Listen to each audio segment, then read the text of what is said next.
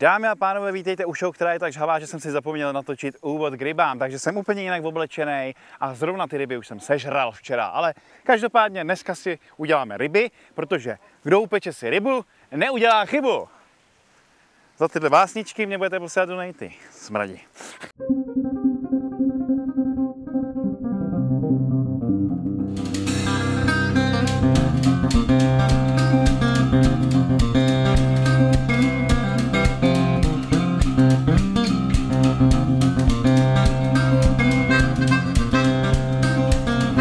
Přátelé, a k naší rybě si připravíme takový bramborový salát. Nebude to bramborový salát jako na Vánoce, ale bude trošičku speciální, prostě z ohně. Potřebuješ si udělat brambory v seně. A potřebuješ seno, který je nějaký pořádně čistý, aby si nejedl nějaký hnusy z půdy, tamhle, kde v tom lezou myši. Proto já jsem si koupil seno pro králíky, protože předpokládám, že když to jí králíci, tak to můžou jíst ty lidi. Možná, že mi napíšeš do komentářů, že to je hovadina, ale hele, lepší, než když bychom si to vzali někde na půdě. Teď si ho dám pěkně do té pánve, vystelu to jako hnízdečko.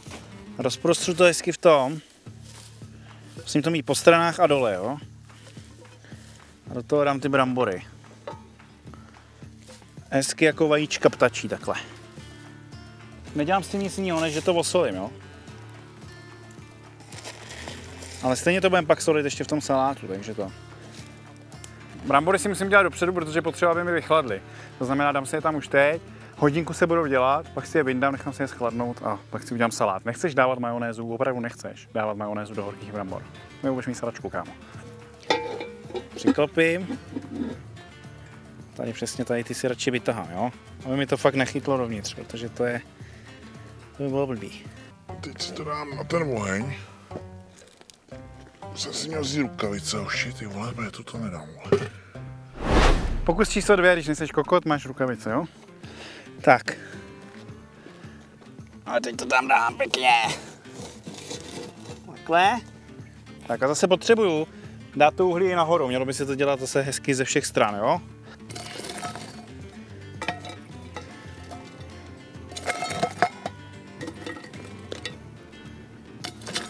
To zahrnu takhle.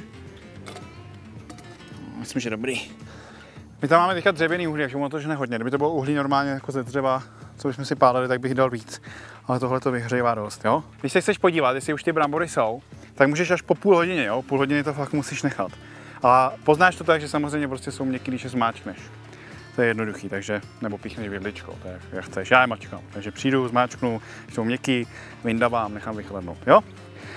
Ty vole, mě je horko, hoši, vole, jako ty vole, jako kdybych měl jít na politický duel s Andrejem Babišem. To by mi bylo horko jak svině. Tak, bramburky se podíváme po 40 minutách, hele, už jsou pěkně vypečený až, jo. To znamená, my si je teďka stáhneme už z toho plamene, necháme je dojet jenom v té pánvi pěkně.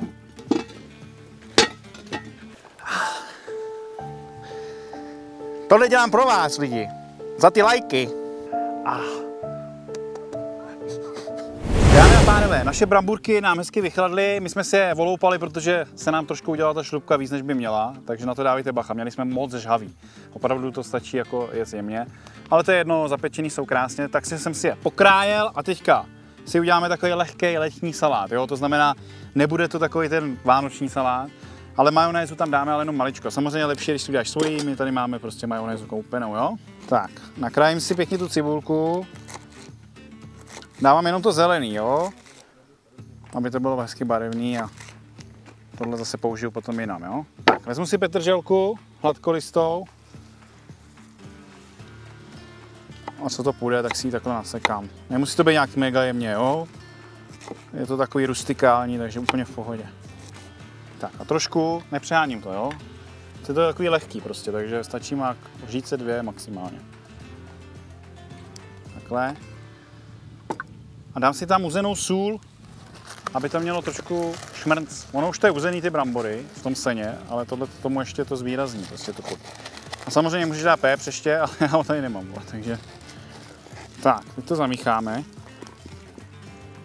Jo, ať se to hezky spojí. No to je úplně ideální k ty rybičce, takovýhle salátek, prostě. Nemusí to být jenom k rybě, můžeš si to dát ke stejku. Hele, i klobása by s tím byla dobrá. Prostě takový lehký salát, rychlej. Jo? Nechceš, aby to bylo výrazný, chceš, aby to bylo jako jemný, takže nepřesoluj to, nic, prostě ať je to lehký v té rybě. Jenom jemně, ať je to slaný, jo. Ten brambor v tom seně má úžasnou chuť, takže nech si ho trošičku jako vyniknout. Je to bomba. Tak dáme si to třeba ideálně do lednice a jdeme dělat rybu. Přátelé, my si teďka připravíme pstruha, ale můžeš si udělat jakoukoliv rybu chceš. Můžeš dělat lososa, můžeš dělat sandáta, můžeš dělat prostě makrelu a tak dále. Takže já si ho nakrojím. Jenom takhle, jo? Aby se mi do toho dostala sůl.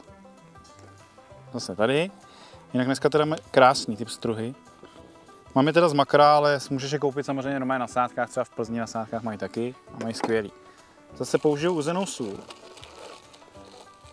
A jak jsme to dělali třeba s mořským vlkem, tak prostě musíte to opravdu vetřít do té ryby, jo? Protože tady vám to samozřejmě všechno opadá, jo? Takže tak a pak ji samozřejmě nasolit zevnitř, jo?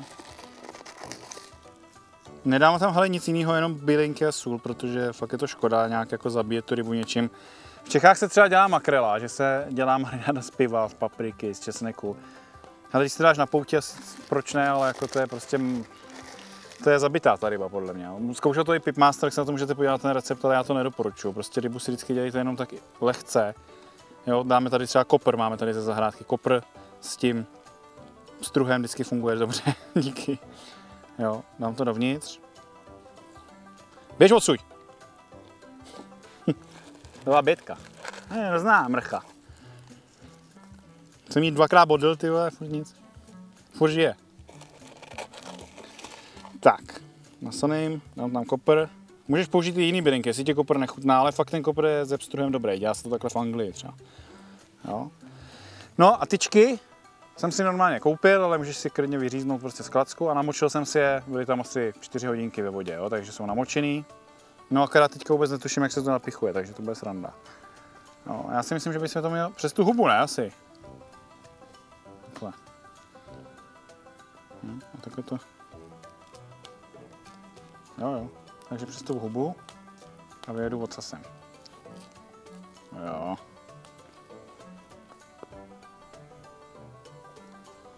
Snad je to dobře, hoši.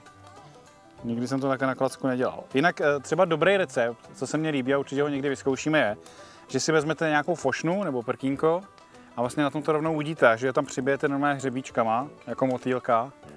To může být dobrý, třeba Hugo Hromas to tak dělá. Nebo Francis Malman. To si myslím, že bude pecka, ale to jsem dneska nechtěl zkoušet, dneska to chci dělat na klacku.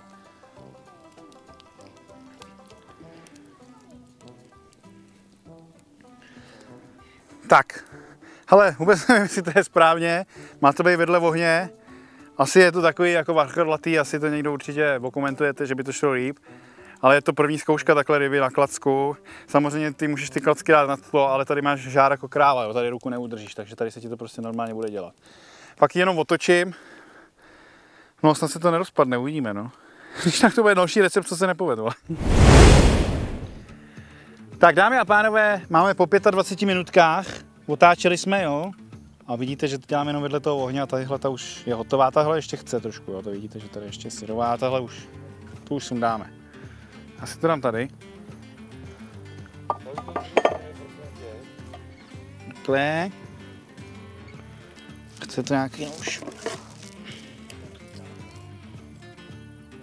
No, nechci ji úplně rozhýbat. Dobrý, už to vypadlo.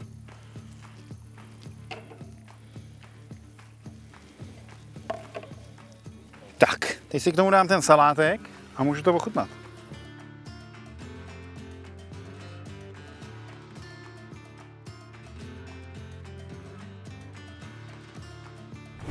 Tak, dámy a pánové, tohle je Standa, ten to vždycky točí, vy ho nevidíte, ale když byste chtěli něco natočit Stando, tak se ti můžou ozvat, jo? Určitě. Standa se tomu věnuje celý život. No. Celý život tomu zasvětil, jako já vaření. Hele, takže na tebe vyšla ryba, no. Takže... Vyšla ryba, to mě vůbec nevadí teda. Jako. Já teda kůži nejím, tak já to sundám. No. Ty jíš? Ale uvidíme, jak to bude, no. Ale vypadá to krásně teda hotový. No jako, je to takový, prostě není úplně propečená, je taková jako jenom jemně. Jako nemusí to být sušené. No, přesně. Takže já to takhle... No, jde to.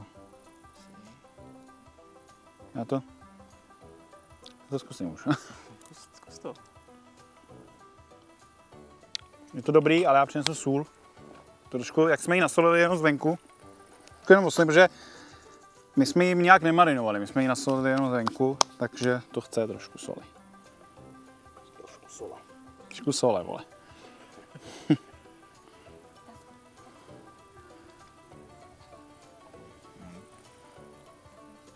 Jo, je to krásně udělaný. Krásně. Prostě ryba nemusí být úplně jako dead, jo, tady to je tak akorát. To svěží, letní, ten kopr k tomu je výborný, teda musím říct, to je... Je to dobře, jako s tím pracujeme. Jo, určitě.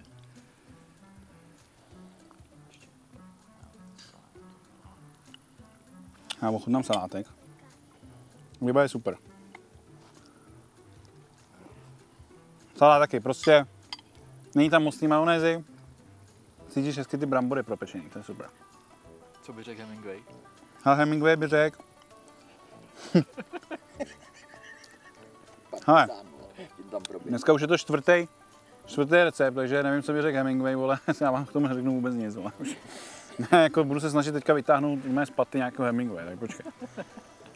No tak Hemingway by řekl, kurva, co to je za rybu, protože, vole, na Key Westu asi pstruhy nemají, vole. Takže by řekl, tyhle, co tohle je za šprouda. Ne, to je šprout je to anglicky, ne? Sprout, no. Co to je za šprouda tady, ty vole? A myslel by na pivovar prout, ty vole.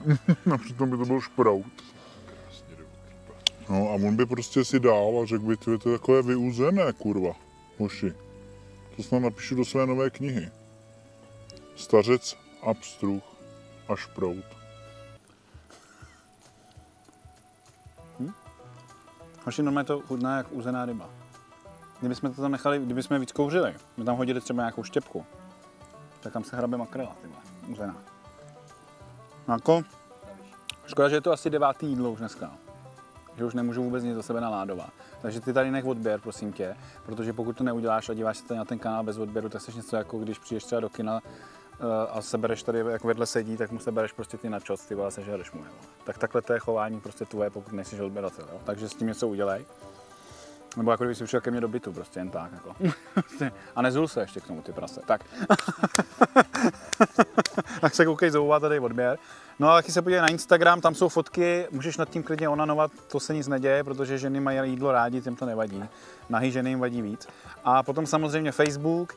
Pokud se díváš na Seznamu, tak taky můžeš napsat komentář. Tady samozřejmě na Seznamu jsou vždycky lidi chytřejší trošičku než na YouTube, takže my jako se těšíme na ty komentáře.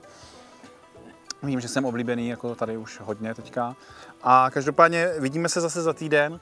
A ty určitě vyzkoušej tadyhle ty věci, dokud je léto, dokud je hezky. Máš do října tak maximálně čas, pak už bude hnusně a začneme něco udit a tak dále. A tak. Tak já myslím, že to stačilo. A Stando, jak se ti s náma točí? Hele, je to paráda a když už budeš dávat ty follow, tak zajdi k Medovi do Masny, protože on tam má všechny ty pochutky, které tady točíme, tak si u něj můžeš koupit. A můžeš si udělat i reklamu na to, ty děláte ten kanál. Ale to... Oni myslí, že nejsou muzikální. To já nevím. Jestli jste muzikální, tak se můžete podívat, jak se jmenuje kanál. A děláme hudební pořad na první take. No. A jsme na YouTube, na Facebooku, na Instagramu. Podívej se, máme tam všechny možné kapely. Přesně, a je to dobrý, přijaznou se snostami, takže to je super. Tak se měj krásně a neotravuj už, jo? Tady máš brambor a vypadni. Nejsem namyšlená kurva, ale vypadni už.